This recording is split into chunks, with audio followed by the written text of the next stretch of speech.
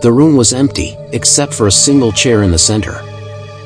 It was a heavy, wooden chair with thick, sturdy legs and a high back. It looked out of place in the empty room, which was otherwise completely bare. As Jane approached the chair, she felt a shiver run down her spine. Something about the room felt off, and she couldn't shake the feeling that she was being watched. She hesitated for a moment, wondering if she should turn back, but her curiosity got the better of her.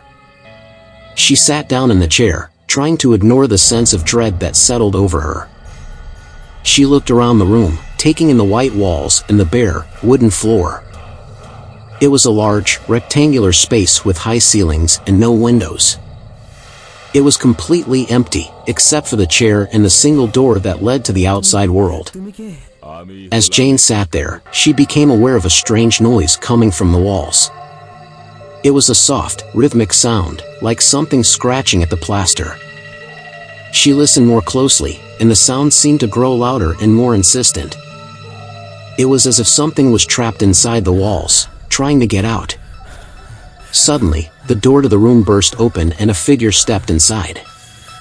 It was a tall, slender man with pale skin and dark, sunken eyes. He was dressed all in black, and his long, thin fingers were tipped with sharp, pointed nails. Jane's heart raced as the man approached her.